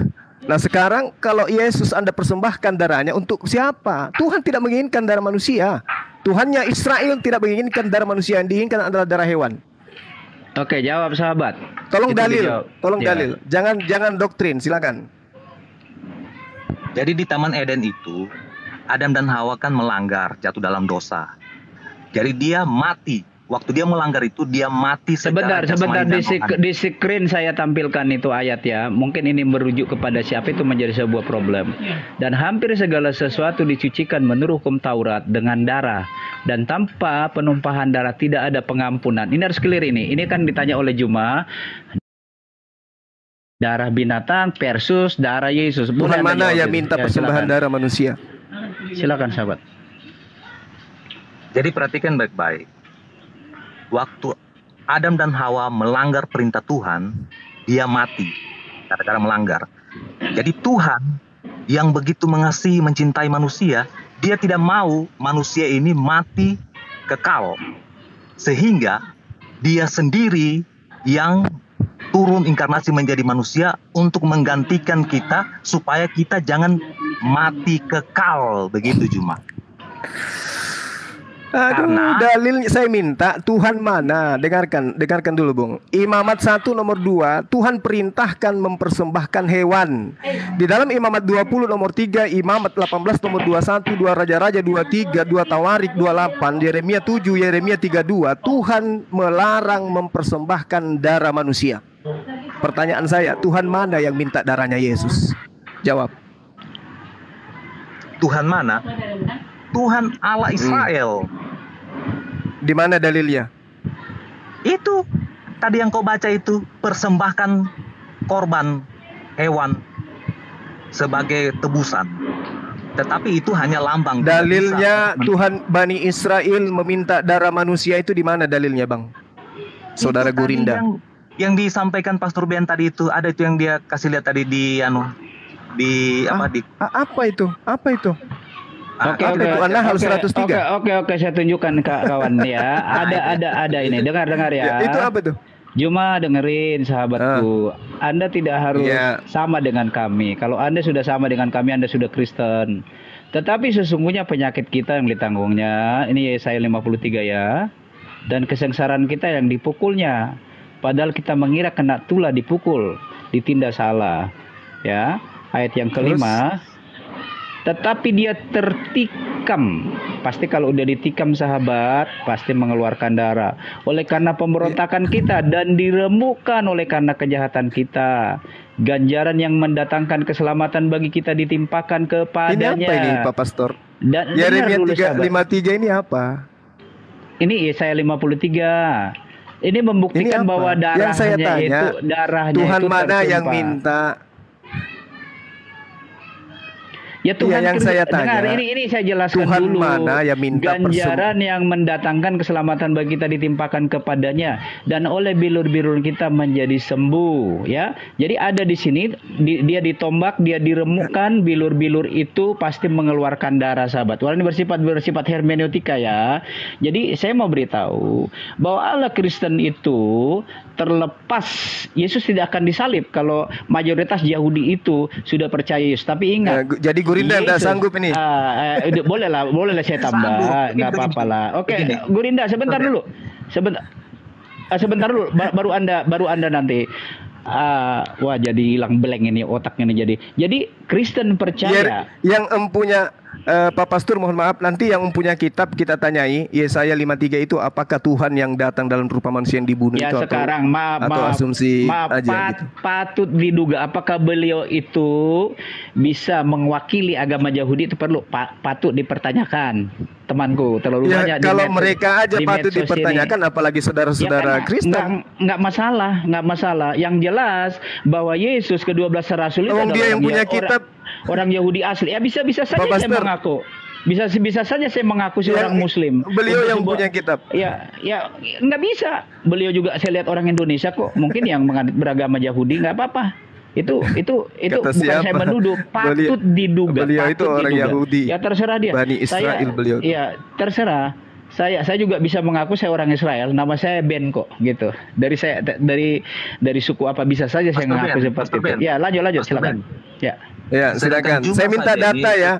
Saya minta data Gurinda. Tuhannya Bani Israel minta darah manusia. Silakan. Iya begini Juma. Kurban yang kalian adakan setiap tahun itu, apakah kau tahu? Kenapa larinya ke sana? Yang saya tanya biarkan dulu Juma ini giliranmu mempertanggungjawabkan Tuhanmu yang dipersembahkan kepada Dewa Molok.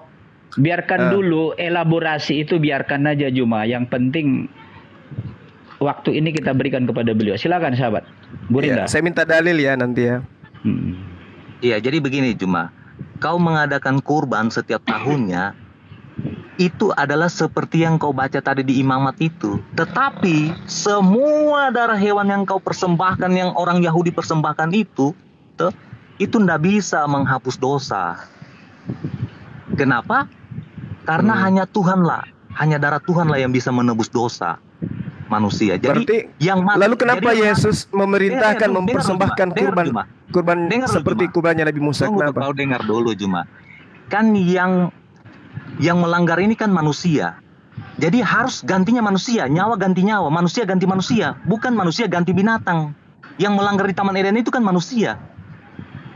Jadi manusia. Lalu kenapa Tuhan di dalam imamat meminta hewan? Iya, itu hanya gambaran yang nantinya penggenapannya adalah Yesus, begitu Juma. Aduh, parah ini. Jadi maksudmu Tuhan pencipta dan bumi minta darah manusia, itu di mana dalilnya? Dalilnya itu tadi kan sudah saya bilang, di Taman Eden itu kan yang jatuh dalam dosa itu kan manusia, Adam dan Hawa. Ini saya bacakan karena kayaknya kamu nggak ngerti bahasa Ibrani. Imamat 1 nomor 2. Berbicaralah kepada orang Israel dan katakan kepada mereka, apabila seseorang di antaramu hendak mempersembahkan persembahan kepada Tuhan, haruslah persembahanmu itu kamu persembahkan dari ternak, yakni lembu, sapi, dari kambing, domba. Mana perintahnya untuk mempersembahkan anak manusia? Oke, boleh saya jawab ya teman-teman ya, supaya ada ininya ya. Jadi kami percaya ya teman-teman bahwa paralelisasi hubungan PL dan PB itu adalah keniscayaan. Ketika Yohanes Pembaptis katakan demikian, ya pada keesokan harinya Yohanes melihat Yesus datang kepadanya dan ia berkata, lihatlah anak domba Allah yang menghapus dosa dunia. Saya coba hubungkan ini dengan Lukas 16 ayat 16 ya kawan-kawan. Karena tadi Juma banyak mengutip tentang ya, jadi Pastor, kita sepakat ya bahwa Yesus itu sudah beralih fungsi jadi hewan. Saya anak bacakan domba ya. Ini saya bacakan ya. Bukannya dia anak manusia, Bang? Hukum Taurat dan kitab para nabi berlaku sampai kepada zaman Yohanes. Dan sejak waktu itu kerajaan Allah diberitakan dan setiap orang menggagahinya berbuat memasukinya. Ya, itu dibantai Yesus dalil itu, Bang. Dibantai Yesus di dalam Taurat itu yang bisa saya sampaikan. Silakan Gurinda, masih ada yang mau disampaikan? Silakan sahabat. Tunggu, Pastor. Itu dibantai Yesus di dalam Lukas 16 nomor 17, Pak. Yesus mengatakan lebih mudah langit dan bumi lenyap daripada setitik dari hukum Taurat itu batal. Itu, Pak. Jadi nanti setelah kiamat kalau mau batal Taurat itu baru batal. Ini perkataan Yesus. Amin. Jadi dibantai itu Pak, sebabnya dibantah. Yesus begitu bilang juga. di salib itu, Yesus bilang di salib itu lai Jumat, tetelestai, sudah selesai, sudah sempurna di dalam diri Yesus. Semua Taurat itu, karena tidak seorang pun yang bisa melakukan Taurat, termasuk Musa sendiri, gagal dia melakukan Taurat itu. Dia tidak masuk ke tanah perjanjian. Ya, karena dia Yohanes tidak mampu. 7 Yohanes 7 nomor 49. Yesus di tengah-tengah Bani Israel mengatakan apa? Orang banyak ini yang tidak mengenal hukum Taurat, terkutuklah mereka. Tidak mengenal aja terkutuk, apalagi tidak menjalankan. Gimana itu Pak? Makanya saya tanya, Tuhan datang kepada para nabi meminta persembahan kurban. Imamat 1 nomor 2. Datang Kristen dari barat mempersembahkan anak manusia dengan melabeli Yesus anak Maria ini sebagai anak binatang, anak domba. Ini ilmu dari mana? Yang jelas Alkitab bilang nyawa segala makhluk itu ada di dalam darahnya. Jadi darah di situ adalah nyawa daripada Yesus itu yang diberikan menggantikan kami. Kami yang seharusnya binasa di dalam 2 Korintus 5 ayat 21 saya bacakan ya kawan-kawan. Berarti ilmunya dari Paulus semua Pak. Waduh, Bukan Anda dari ini- Tuhannya Bani Israel. Anda jangan menghina Paulus. Paulus itu adalah rasul bukan besar saya menghina. kami. Maksud Enggak. saya tameng yang Saya- Anda gunakan saya- untuk saya- membantah Yesus saya- itu saya- Paulus. Saya mau nanya Anda, apakah Anda mempercayai apakah Petrus mempercayai keberadaan kerasulan daripada Paulus? Iya. Beliau Petrus yang mana mempercayainya. dulu Pak? Petrus yang mana dulu? Petrus Nanti- karangan Paulus. nanti saya Kalau baca. Petrus murid Yesus tidak Ini- mungkin. Ini narasi Anda sudah selalu ini nih, apa namanya? Bukan, Pak. Bukan, Pak. Penyimpulan. Ini saya Bukan, bacakan bukan. buat Anda ayatnya. Dia yang Silakan. tidak mengenal dosa telah dibuatnya menjadi dosa karena kita, supaya di dalam Dia kita dibenarkan oleh Allah. Ya, silakan Maksudnya- teman-teman yang lain, masih ada nggak yang lain Maksudnya- mau bicara? Silakan. Bu Rinda, tunggu kita Iya, kasih iya. yang lain. Cuma Anda tidak Iya, harus iya, sepakat silakan. dengan saya. Mungkin Morebili silakan yang punya kitab yang Yesaya 53 tadi itu Bang, yang dibuat Ya. kayak odel-odel sama Ya. mereka ini. Silakan. Jadi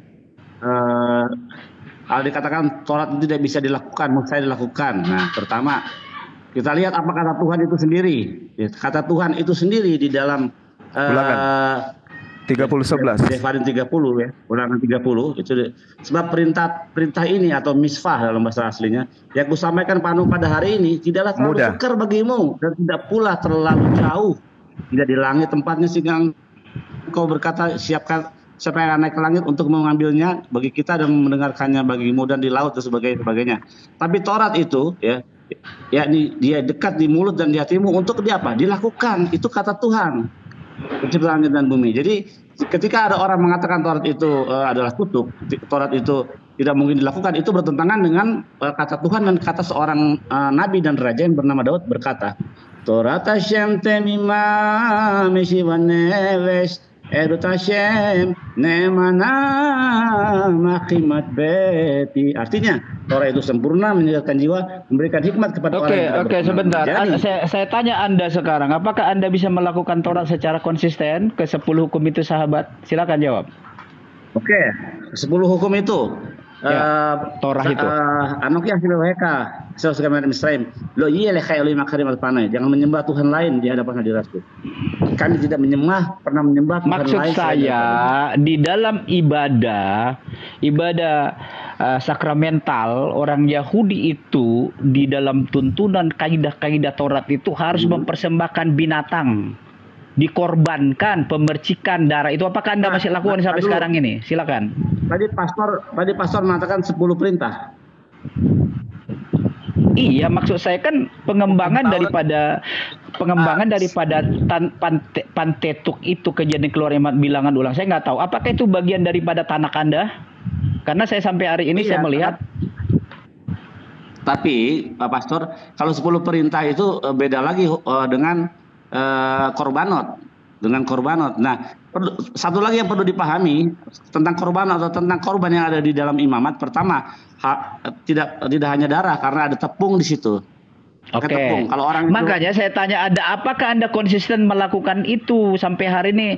Bila Anda saya dengar mengagungkan termasuk Bang Juma seolah-olah mereka adalah pro Taurat yang melakukan Taurat. Saya lihat ibadah sakramental Islam itu jauh daripada sakral mental yang dilakukan oleh ibadah-ibadah yang ada di Israel. Syariat sama. kami berbeda. Syariat kami berbeda, tapi tauhid kami sama. Kapan waktunya sama saya nunggu dah 1 jam. Akidah kami sama, tapi syariat kami sebentar. Halo, sebentar. Ada yang marah sama saya sebentar ini. Gurinda masih ada yang mau diucapkan sebelum ke Opung Pipo. Ya boleh lah. Ada mau saya gas ini. Dia sudah nyerah, Pastor. Udah, Gurinda nggak bisa. Nggak usah narasi begitu, Lai Juma. Udah asik-asik aja kita. Anda sudah buat sebuah narasi di sini yang indah. Oleh karena nanti setitik nilai rusak jadi susu sebelah. Udah, Anda itu seorang scholar Islam. Buat saya akuin, Anda itu seorang. Enggak, tadi gini, dia membuat narasi gini tadi, Pastor. Jangan sampai dia itu? ditahan polisi katanya dengan An-Nahl ayat 103 kan menjijikkan. Padahal apa? Sekarang begini, karena gitu. Juma, kau jawab saya pertanyaan tadi Juma. Giliran Apakah ditanya. ajaran Muhammad itu sesat atau tidak? Giliran ditanya. Itu jawab Anda dulu, Juma. Itu beliau belum puas. Anda udah sesat. Harus sesat. bantah. Oke, bantah. Silakan. Enggak sesat. Oke, kalau kau bilang tidak sesat, apakah Nur Muhammad itu sama dengan Allah atau tidak? Tidak sama. Kan tadi sudah dibilang itu adalah ciptaan. Laisa kamislihi syai'. Di dalam kitabnya orang Yahudi jelas sekali dikatakan tidak ada yang serupa dengan Tuhan. Satu-satu bicara. Lai Juma, satu-satu biar dapat. Enggak, masalah gini, Pastor. Kenapa kembali ke masalah yang sudah selesai gara-gara dia tidak bisa menunjukkan Tuhan mana yang minta persembahan darah? Apakah Nur Muhammad itu hakikatnya sama dengan manusia atau tidak? Ciptaan. Itu ciptaan. Iya. Segala sesuatu ciptaan itu hakikatnya sama, makhluk. Di luar daripada Allah, di luar daripada Tuhan pencipta langit dan bumi itu ciptaan. Apapun itu. Oke, udah kejawab itu. Gurinda, udah jangan ini lagi. Udah. Oke, kawan. Maksudnya dia sama seperti Yesus ciptaan. Hakikatnya udah. Seperti saya begini, sama dengan kita begini. Segala sesuatu ciptaan itu hakikatnya sama, makhluk. Kedudukannya sama dengan kita, sama dengan kita manusia biasa. Ya sama dengan kita, betul. Sama dengan kita. Cuma termasuk Nur Muhammad itu adalah ciptaan. Apa itu eksistensinya? Apa itu makhluk. Apa dia? Roh dia berasal dari kalam. Dia berasal dari sifat yang melekat pada diri Allah. Ketika Allah hendak menciptakan sesuatu, maka dia cukup mengatakan, jadi melekatkah di dalam diri manusia ataukah dia menjadi seperti roh yang tidak kelihatan gitu maksud saya? Oh, tidak. Segala sesuatunya, aspek roh, aspek jasmani yang fana itu semua adalah makhluk.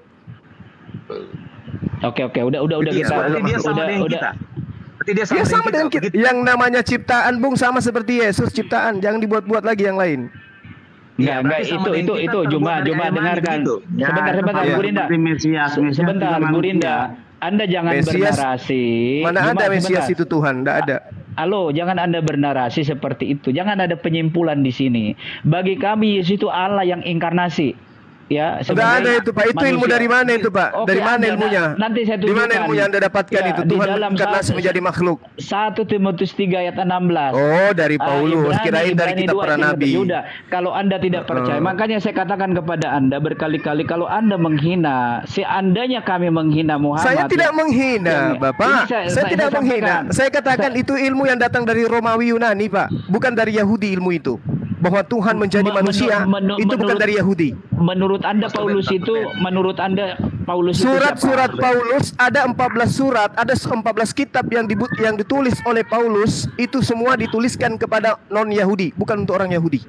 Dia nggak laku karena Paulus tahu orang Yahudi tidak akan mungkin mempertuhankan ciptaan. Makanya ajaran itu lakunya kepada Roma dan Yunani. Gitu loh, Pak. Narasi Anda nggak seandainya orang Israel bisa menerima Yesus Tuhan, mereka tidak akan menyalibkannya. Yesus tidak pernah mengajarkan kepada Bani Israel dia adalah Tuhan. Anda kelirunya di situ, Pak Pastor. Sebentar saya bacakan. Ini. Alkitab kami berkata demikian. Jadi saya berharap bahwa Paulus itu Anda jangan narasikan seorang penyesat, ya. Oh, nggak bisa. Dengar. Begini, mohon izin. 30 detik. Nggak, izinkan saya, baru nanti Anda bantah. Anggaplah kesabaran Tuhan kita sebagai kesempatan bagimu untuk beroleh selamat, seperti juga Paulus, kata Petrus, Rasul Petrus dari 12 murid Yesus itu. Saudara-saudara kita yang kekasih telah menulis kepadamu menurut hikmat yang dikaruniakan kepadanya. Perhatikan, yang menurut tafsiran saya ini juga yang Anda lakukan. Dikatakan hal itu dibuatnya dalam semua suratnya. Yang Anda kutip tadi berapa surat itu. Apabila ia berbicara tentang perkara-perkara ini, dalam surat-surat itu ada hal-hal yang sukar dipahami.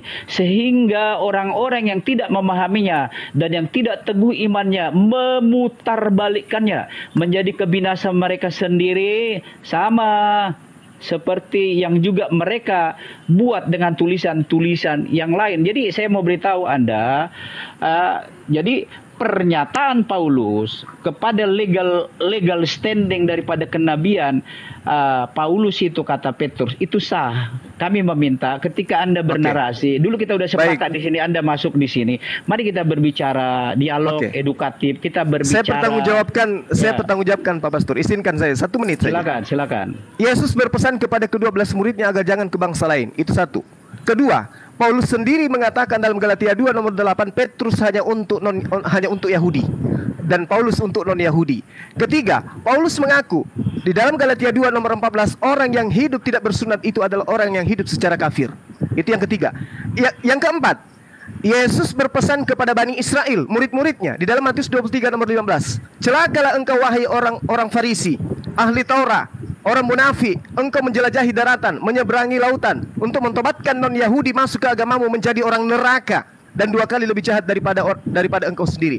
Orang Farisi menjelajahi daratan, menyeberangi lautan, dan itu adalah Paulus. Kisah Para Rasul 23 nomor 6, Paulus adalah orang Farisi menurut mulutnya sendiri. Lalu kemudian Paulus mendirikan agama apa? Baca Kisah Para Rasul 24 nomor 5.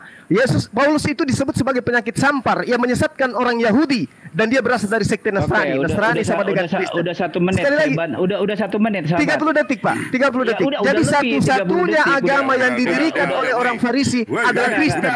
Enggak sebentar. Satu-satunya agama yang didirikan oleh orang Farisi adalah Kristen. Juma sebentar. Dan Paulus adalah orang Farisi itu. Saya Anda. Sebentar. Silakan. Pak Opung Pipo, sebentar izinkan saya. Saya ingin bantah apa yang Anda katakan. Waktu saya nggak ada lagi. Udah. Ya sebentar, saya berikan. Setelah saya baca nih, nanti Opung Pipo. Akulah gembala yang baik. Eser ada di sini. Baik, dan aku mengenal domba-dombaku dan domba-dombaku mengenal aku. Ini khusus buat orang Israel. Dengar sahabat. Ya.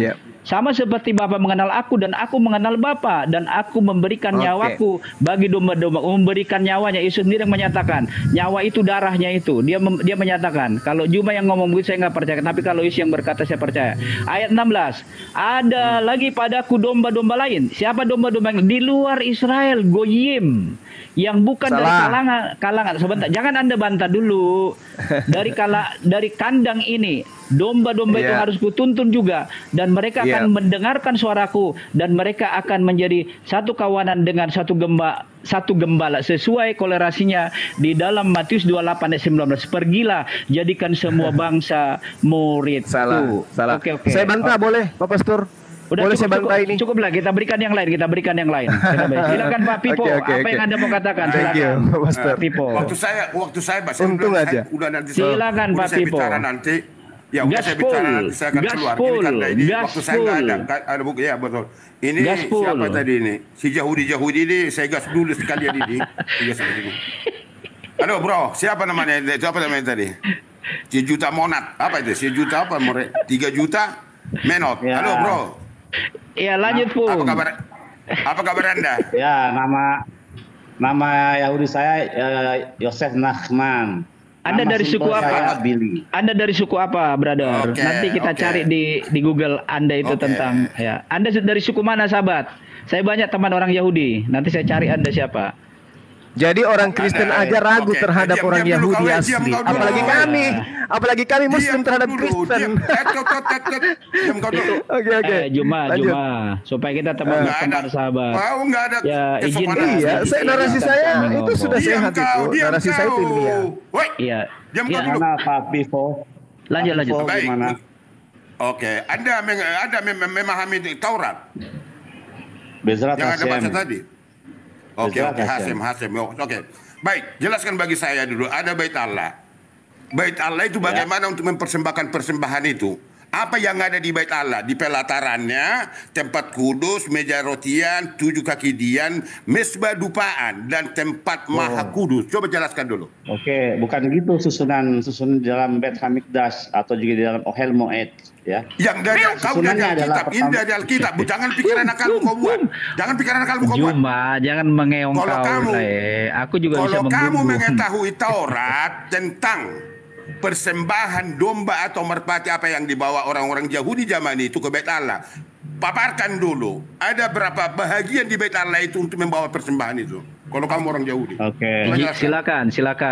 Oke, jadi ada 3 bagian, bukan seperti yang Anda katakan banyak enggak. Ya ada 3 bagian dari di Alkitab. Itu kan di Alkitab yang saya baca. Jangan enggak gitu, bro. Kalau kau baca di Imamat nanti di Keluaran 25 ayat 30 itu jelas. Makanya kau jelaskan dulu di Bait Allah itu kalau kamu memahami Taurat, bagaimana cara dulunya. Kalau Anda sekarang saya nggak tahu bagaimana membawa persembahan itu. Awal persembahan dibawa orang ke Bait Allah apa? Bagaimana caranya? Coba. Oke. Disalib Pak Pipo. Saya ngomongin dulu. Jadi ada 3 ruang tempat kudus ya untuk melakukan korbanot. Pertama adalah azara atau pelataran. Mesbah persembahan di awal di pelataran Bait Allah. Kamu nggak paham kau? Ya itu terbuat dari apa Pak Pivo? Tahu nggak terbuatnya dari apa? Di Bait Allah di pelataran, di ruang yang terbuka sebelum masuk ke Bait Allah. Iya itu terbuat dari apa Pak Pivo? Ada di sana pembasuhan. Ada di situ sebagai, kalau kita katakan sebagai tong, tempat atau kita katakan room, ada airnya. Coba jelaskan. Oh itu Kior Nechoset namanya. Berbeda lagi bukan dengan Kior Nechoset. Jelaskan dulu. Kior Nechoset. Oke lah. Oke. Lanjut. Gaspol. Jangan main-main. Yang namanya mesbah dengan Kior Nechoset itu berbeda. Nah, karena ada itu bagian-bagian. Dengar bagian. Makanya kamu pakai kuping kau dengar, jangan pakai mulut. Kalau ada orang Yahudi zaman itu membawa persembahan domba lah kita katakan, tentukan di pelataran dulu disambut oleh imam. Apa yang dilakukan imam ini di situ? Kau tahu? Oke, untuk korban. Baru kita. Untuk orang yang memberikan korban, dia apa yang dilakukan? Meletakkan tangannya di atas kepala. Meletakkan kepalanya di atas kepala hewan tersebut. Lalu memotongnya siapa? Yang memotong adalah memotong korban itu siapa? Kohen. Siapa yang memotong? Imam ini yang memotong domba ini Pendeta, pastor yang memotong. Udah jangan ngomong kau Juma, diam dulu lah. Biar ada hiburan juga lah. Dari tadi udah tegang-tegang ya. Agamanya orang kok dipretelin tanpa ilmu. Kalau biar kamu paham apa yang kamu ceritakan di Torah, biar saya cari kau. Iya, boleh. Pung ajari dia, Pung ajari Pung. Itu adalah Kohen. Ya, yang memotong itu Kohen. Yang memotong domba ini atau siapa? Imam ini atau yang membawa ini? Kohen yang memotong itu Kohen. Jangan kasih kendor. Kohen apa pengertian kamu Kohen? Kau nggak kosen sekali kau bilang kosen. Mana kau cara berpikir itu? Yahudi itu bukan Kristen itu. Yang memotong domba ini siapa? Kan saya katakan tadi di pelataran sebelum masuk ke Bait Allah di ruangan, dibawalah domba. Domba ini diserahkan kepada imam yang ada di situ. Yang memotongnya siapa? Gurinda. Kohen itu. Imam itu apa yang membawa domba ini? Pung Pipo, kita dengar beliau apa itu Kohen itu, bukan kosen ya Kohen itu. Begitu. Jelaskan. Aduh, jadi keringat saya jadi buka baju aja nih jadinya. Lanjut Kohen. Teman-teman, sebentar, host sambil dulu teman-teman yang menonton kita lebih dari 1.000. Masa disiram-sirami lah semua dengan air yang berkembang. Masa cuma bentar, Opung Pipo sebentar, ngegas terus, remnya dipakai dulu. Ini disiram-siramin yang ada di room ini supaya sejuk gitu. Masa cuma pendeta Juma yang disiram-siramin, nggak enak banget teman-teman ini. Nggak adil banget dunia. Juma bilang dulu dulu teman-temanmu pengikut Ya tolong teman-teman disiram-siram. Iya. Kirim gift-giftnya Iya. kepada teman-teman kita yang ada di sini. Ayo semangat. Itu masa ada nol itu giftnya kan lucu banget itu. Bentar, waktu saya nggak banyak, Lanjut. waktu saya nggak banyak. Nanti sesudah saya akan mundur kan waktu saya ada kegiatan nanti bentar lagi. Jadi bagaimana? Coba jelaskan dulu sampai ke Bait Allah, sampai ke yang Maha Suci nanti dia orang-orang yang mau membawa persembahan itu. Coba jelaskan bagi saya. Oke. Kamu paham? Jangan paham Om. Coba. Lanjut. Jadi Kamu jangan kamu nangis, jangan kamu Iya. nangis. Iya, jangan nangis ya. Iya Om. Jangan kamu ketawa Iya, dalam Om. penderitaanmu. Jelaskan. Asik. Tidak Om, ketawa itu bagusnya di dalam kesukacita Om. Udah jelaskan dulu. Ya. Jadi Om. Jauh di KW-KW yang kau ma- di mana? Yang melakukan syekhita itu adalah kohen. Nggak boleh. Kohen ini orang- apa pengertiannya lain. supaya orang mendengar, supaya mengerti orang kohen. Jelaskan pengertiannya Pak, apa? kohen itu apa? Oke. Sekipa itu apa? Bahasa-bahasa. Kohen itu ya, kohen itu adalah imam. Ada dua kohen. Kohen Udah biasa atau imam lama biasa. kamu katakan, jangan kohen nanti kosen Ya. jadinya. Oke. Lalu Kan dipotong. mulai Iya, nakal dipotong ini, ini, Pak dipotong domba. Terus. Mhm. Ini apa ini bawa Terus. Ya. ini? Bapak, Dipotongnya di jangan bawa ruangan azhara atau di pelataran. Di pelataran dipotong, di luar Bait Allah, di pintu. Mau masuk ke pintu itu dipotong. Siapa yang memotong tadi Anda katakan kohen? Kalau Baru kamu dimas- katakan imam yang memotong, kamu Ya. nggak ngerti. Kamu nggak ngerti. Udah silakan dulu, saya jelaskan nanti sama Ya, kau. silakan. Karena untuk masalah pemotongan atau syekhita itu hanya bisa dilakukan oleh imam. Bait suci. Jelaskan terus. Terus lanjut. Kemana di Ya, bawah? yang jelasin situ marah-marah mulu, tensinya coba ditensi dulu. Berapa? Makanya kalau kamu katakan kamu mengerti Taurat, odong-odong kau. Asik. Coba Nah, jelaskan. sekarang ya makanya bagaimana terangin ini darahnya tinggi terus 175. Opung Pipo, kendalikan. Minum dulu. Minum kopinya Opung Pipo. Aduh. Udah. Ini saya akan biasa. Ya, saya suka. boleh izinkan. lanjut. Ini belum Juma lagi digas sama Opung ini. Ini aja udah. Lanjut. Silakan. Jadi di apa namanya di mesbah atau misbeah pertama ya. Jadi mesbah itu ada dua. Weh, tuh pegang kupingmu, nggak tahu apa-apa kau. Loh, mesbah itu Kamu ada ngerti dua. yang saya tanya? Di mesbah, Ya, kan mau apa dipahami. kamu katakan di mesbah? Mesbah ada Opung dua. Pipo. Dia nggak tahu Opung itu Pipo, mesbah izinkan, apa, Opung. akhi. Dia nggak ngerti mesbah, akhi. Opung Pipo izinkan dulu. Nanti kalau enggak sesuai baru Opung bantah. Biar waktunya Oke, ini. dulu. Ya, silakan. Silakan. Jadi setelah disembeli binatangnya ya, ini berbeda ya di Ohel Moed atau di miskan atau di tabernakel ya, atau disebutnya Ohel Moed itu kemah pertemuan, dan juga nantinya akan dilakukan di Beit Hamikdas atau Bait Suci. Nah, jadi setelah dipotong untuk bakaran itu dibakar di tadi itu di misbeah pertama. Nah, di situ nanti ada darah dari binatang itu harus ditaruh di tanduk-tanduk di sekitar misbeah itu. Baru setelah itu sisanya dibuang di bawahnya. Ada semacam saluran di bawah situ. Nah, baru imam akan mengumpulkan sedikit darah dari binatang yang sudah dipotong, maka dia akan masuk ke dalam ruang yang kudus atau kodesh, ruang kodesh. Nah, sebelum melakukan tugas itu dia harus melakukan cuci tangan dulu, cuci tangan di kior nechoset. Ya, berfirman Tuhan kepada Musa, perintahkan kepada orang Israel untuk membuat bejana pembasuhan.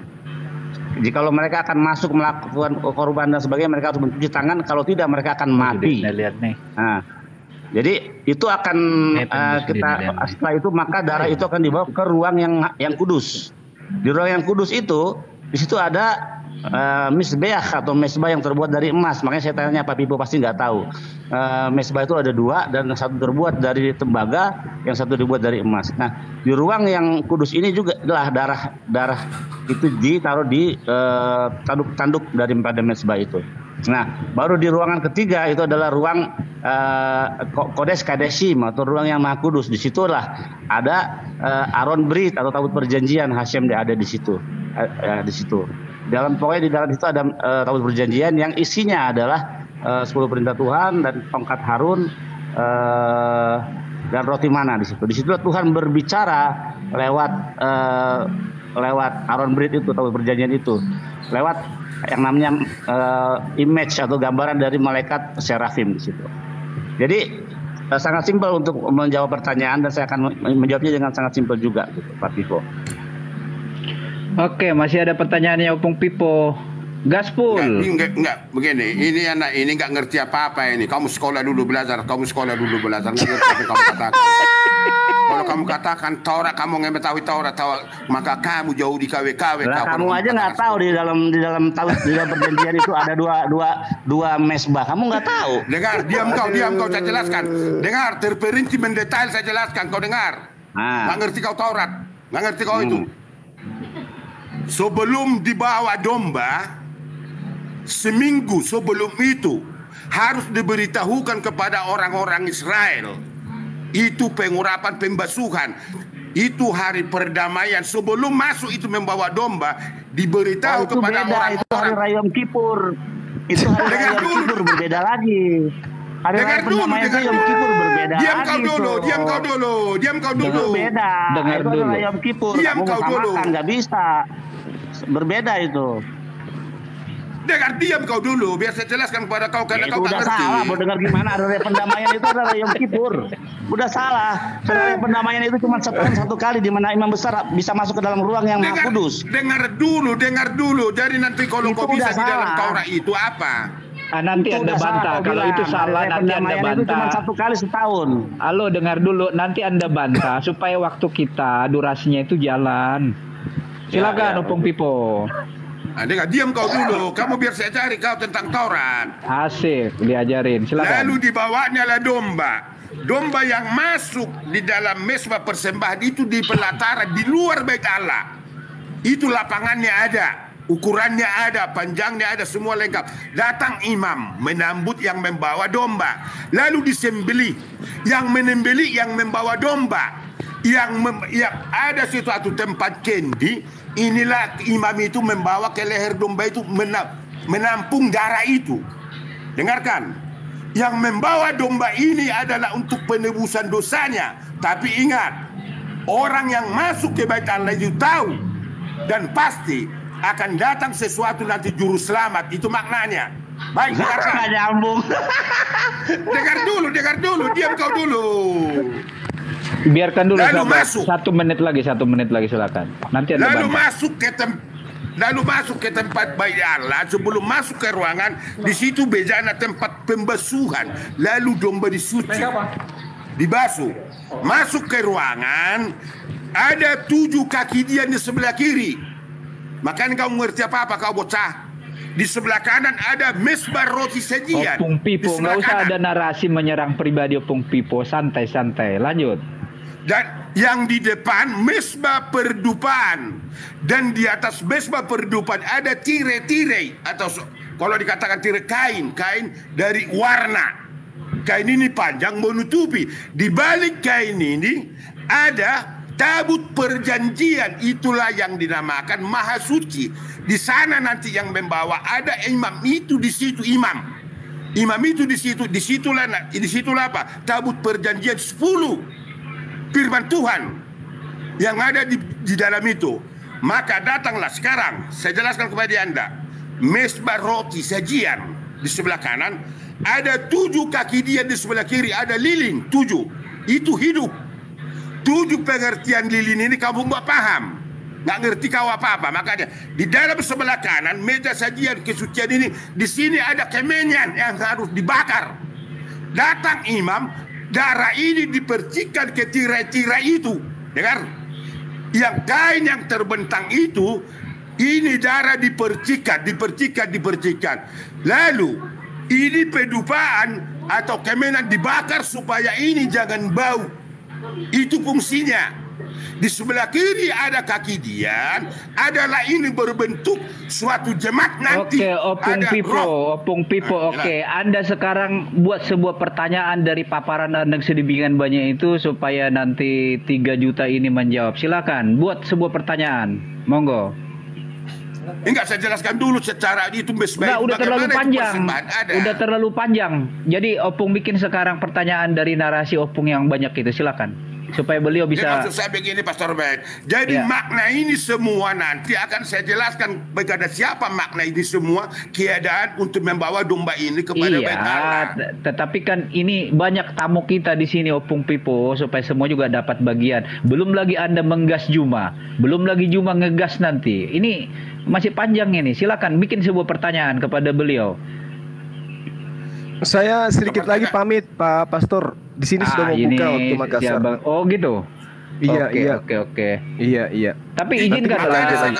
izinkan Pak Pipo Opung Pipo ngomong dengan Anda sebelum Anda pamit. Makanya saya katakan tadi Iya, harus boleh. kita otentik Opung dan Pipo, itu Opung Pipo, ini Lay Juma ini yang nanti jadi pendeta ini, Opung Pipo tanya sesuatu kepada dia, gaspol Pung, supaya jangan macam-macam dia sama enggak, Opung ini Pipo. siapa ini dulu saya gas Nanti ini dulu, sekalian, nanti kan dulu. dia nggak ngerti.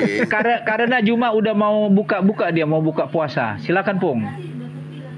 Jadi mendengarkan, makanya kamu katakan Taurat, kamu pun nggak ngerti Taurat. Saya pastikan kau nggak ngerti itu Taurat. Opung Pipo, pertanyaan Anda arahnya ke Juma sekarang, bukan kepada itu. Karena Pastor Juma, pastor lagi karena Ustadz Juma udah mau pergi. Silakan Pung. Ini belum. Ini udah tadi udah. Ini takut. Aduh. Udah ya. Nanti aja habis buka lagi. Saya tetap di sini kok, kecuali kalau mau diturunkan.